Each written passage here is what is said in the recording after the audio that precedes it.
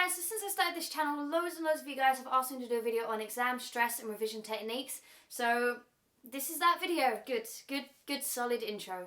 Good, yep, nailed it. So I just want to start this video by saying a couple of things. It doesn't matter where you're from, what type of exam you're taking, you can only ever do your best. And that's the advice that my dad used to give me all the time. And it took off so much pressure from me because I knew that if I walked into an exam and I gave it my all and I revised as hard as I could and I didn't do as well as I'd hoped, yes, I'd be disappointed, but I'd done all that I could. If you can walk out of an exam with your head held high, then that's all you can do. So I would honestly say it will be disappointing if you don't get the grades you want, especially if you need them to get into uni or you know, whatever you need them for. But as long as you try your hardest when it comes to revision and in the exam, then that's all you can do, and you should be proud of yourself. And secondly, it's been nearly 7 years since I left school, which, you know, makes me feel really old. So I can't really remember all of my revision techniques, and I can't really remember like what any of my exam questions were or anything like that. I can't really remember how I felt during my GCSEs because it was a long time ago. So I've had to look up some stuff online, do a little bit of research, and hopefully this video helps because it's to do with how you learn and the methods that will help you specifically. So, okay. And thirdly, I do know that I didn't revise that much at school or at college. I didn't really do any revision until like the last minute, and it stressed me out loads. And if I could go back and change anything about school, I would have done my homework and I would have worked harder. And I sound like a mum, I sound like a parent or a teacher saying that, but genuinely I regret not studying harder. So if I could give you any advice, and to be honest, I don't know how many of you would take it, because I certainly wouldn't have taken that advice when I was your age, but do as much work as you can, because really you only get one shot at school or college. You can retake exams, but you can't really retake all of those years, so just work your hardest. Okay, so firstly we're going to look at which type of learner you are. There are 4 categories. You won't fit into one perfectly, you may be a mix of 2 or 3.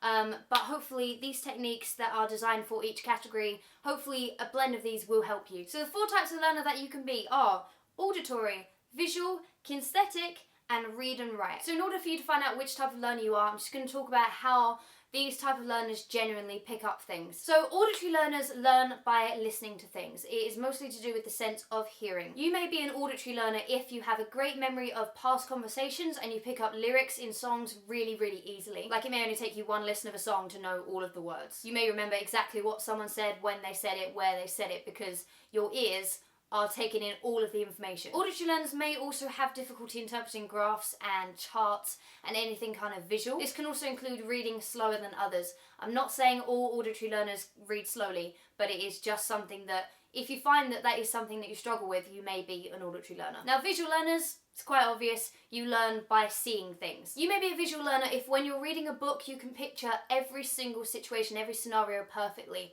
I know I can't really do this. When an author is describing like a place, I can't really visualize it that well. Visual learners tend to be good at reading charts and diagrams and generally anything that they can see, they can just soak in. Visual learners also may find it very easy to read highlighted sections of pages. So if your teacher gives you something and she's highlighted something, your eyes are very quickly drawn to that, and that's the main information that you take in. So anything that's bright and has a lot of colour, you find it easy to take in. So those 3 things may mean that you are primarily a visual learner. Now, a kinesthetic learner is someone that learns by doing things, physically doing things. Kinesthetic learners tend to be good at building things or cooking things. Things that are physical, they pick up really quickly. For example, like if you've cooked a meal once, you instantly know how to cook it again next time without needing to look it up or anything like that. You just remember what you did. Kinesthetic learners may also enjoy active lessons like PE. No, I didn't enjoy PE. But also things like physical science lessons where you're actually doing tests and things like that, which I actually love doing. Kinesthetic learners may also find it very difficult to take in information when they're in a class and they're just sitting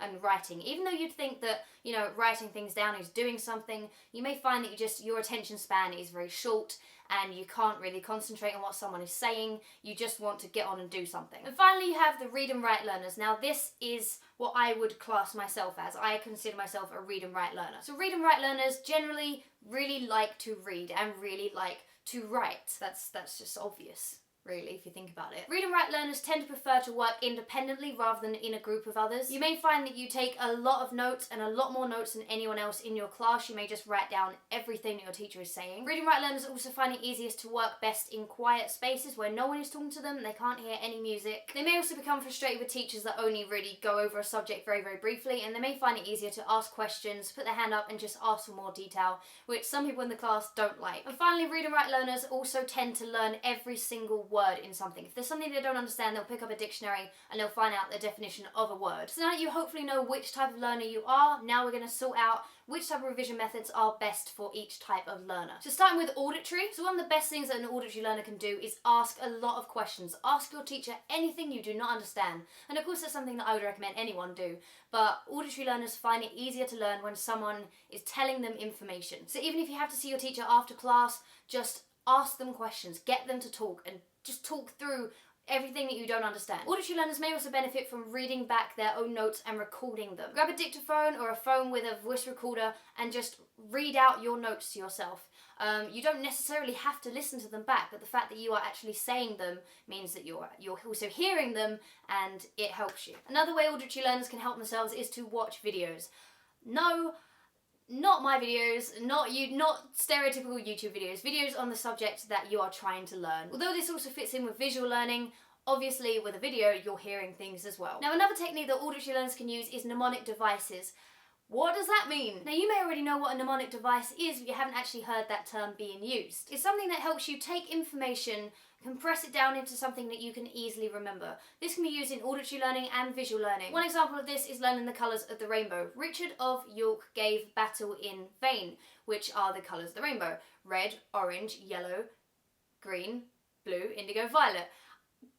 You know, well, come on, it's been a few years, but that is an example of it. There's also one where you can take your fists and look at them for the months of the year.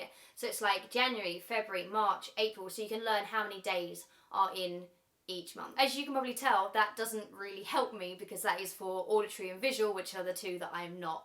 But some people find them really, really helpful. I know there was one for the planets as well, but I can't remember. Something about jam sandwiches, I think.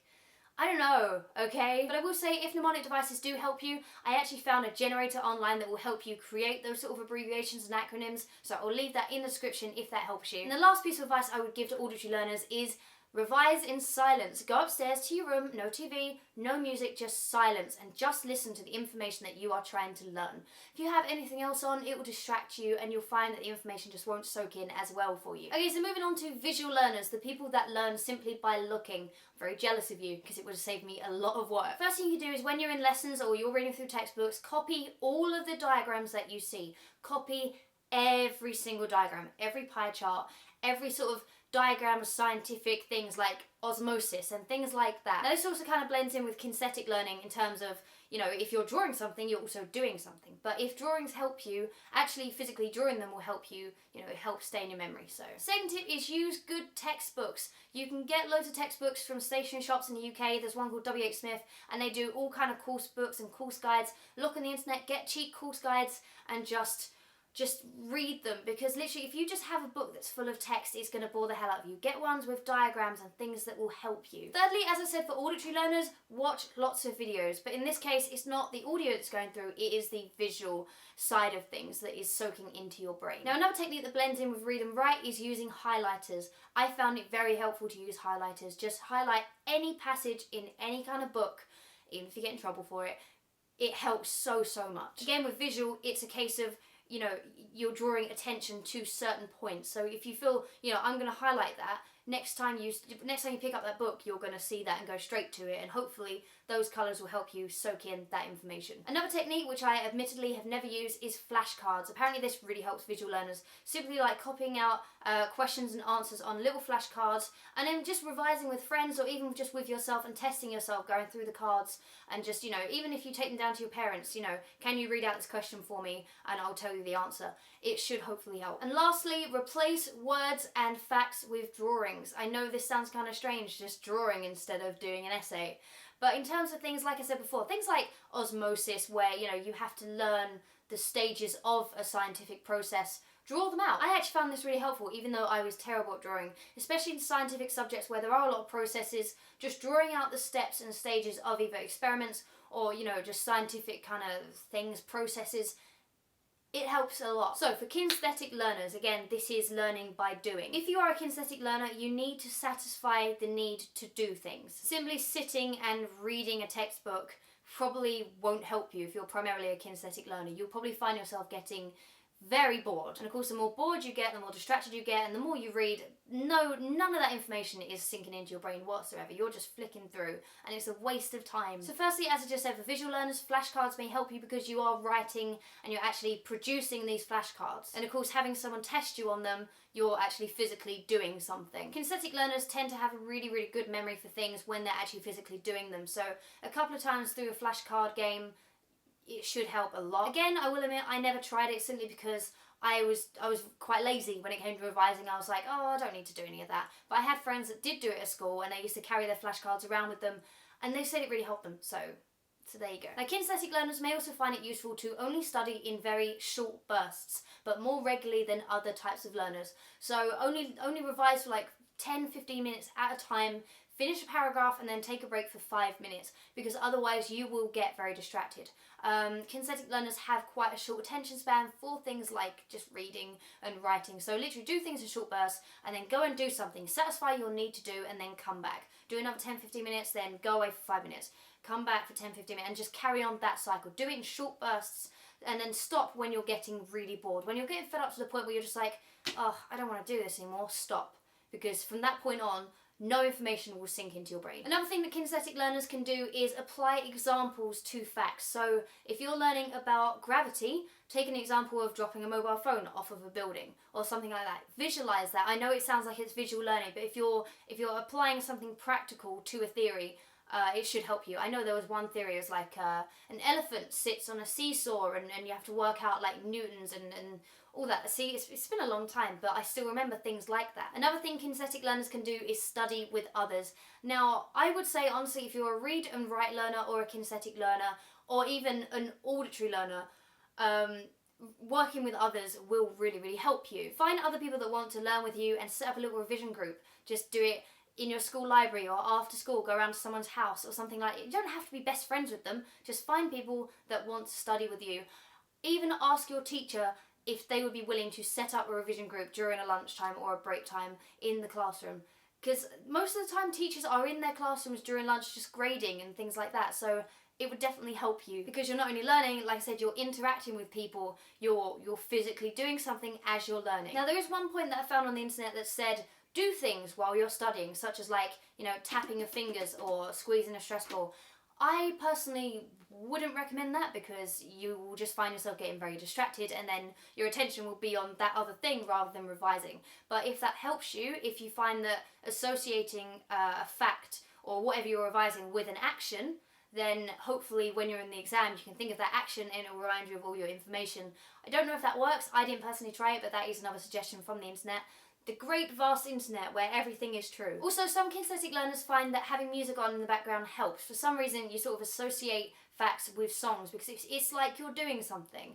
You're listening to music as you're reading. I can't do that. I have to study in silence, but that is another read and write trait, which I will talk about in a minute. But yeah, some people find music helps. So try it out, try listen to the radio or something like that in the background. If you're finding that it's helping you and keeping you entertained as you're working, then great. But if not, obviously work in silence. And finally, if you are a read and write learner, such as myself, this is going to sound very obvious, but whenever you're reading a revision guide or a course guide or a study guide, whatever you want to call it, take notes. Just write out your own notes. Write everything out in your own words, like a shortened version, or bullet points. Bullet points is another good one. Rewrite that entire course or whatever it is you're studying in your own words. Again, I suppose that is also tying in with kinesthetic because you're also doing something as you're learning. Another one is, as your teacher is talking, write down everything they're saying. Maybe not like what they have for lunch, but any time that, you know, you think, oh, I could write that down, is it important? Write it down, because then you've got it. Another technique, and I would say this is good for any type of learner, don't lose the handouts that teachers give you. Don't lose the photocopied sheets or any of the homework sheets. Don't lose any of it,